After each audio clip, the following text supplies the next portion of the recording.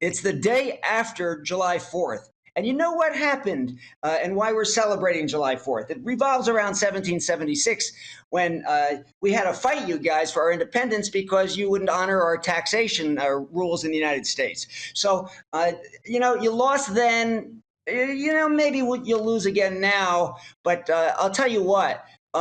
You got two great choices. Although, by the way, it looks like Stoltenberg is just staying another year. That's what The Economist and Forbes and The Independent have reported. So this thing is kind of moot for a year anyway, and the whole world can shift by then.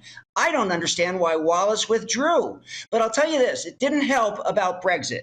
It didn't help that you took away your collegiality in unity with all of Europe by the Brexit vote. And I wrote in The Independent that there should have been a revote because it was so close and all the dynamics had changed. You never did a revote. That's fine. You don't like democracy. You want democracy in the United States when you have no taxation without representation. In the UK, you want us to be subject to the EU yoke. That's not democracy. But let's leave Brexit to one side, because this is about the special relationship. And does President Biden actually wish to have a special relationship with the UK? If he doesn't, well, that's a different issue for us. We can deal with that.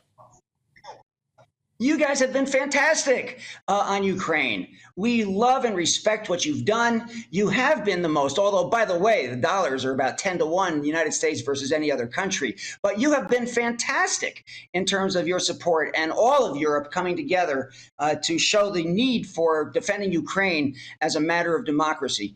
I think what we got to do, everybody, whether it's special relationship or not, is get this war over.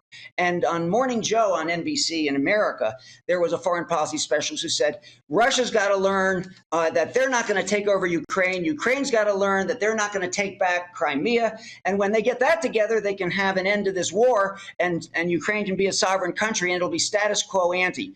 And so that's what has to happen, all of it. But until then, until that point that Zelensky realizes that and Russia realizes that, we have got to support Ukraine all the way through. And you guys are fantastic on that. And yes, the special relationship perseveres. That's very kind of you to say how wonderful we've been. I'm a bit worried about what you're saying about Ukraine must give up its own sovereign territory, because surely the appeasement of 2014, which the European Union led, is part of the reason we've got to this problem. That was a terrible mistake, and we must be careful about repeating that mistake or putting on pressure on Ukraine to give up its sovereign territory.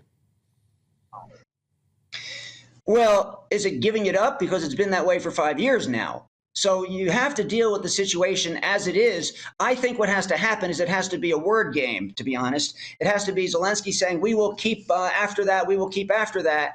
And Russia has to say, for their own sanity, I guess, or their own ego, that we will never give up on Ukraine as a whole. But meanwhile, what they're really going to do is agree not to fight. And that's what has to happen. To get a ceasefire first and then try and get a settlement.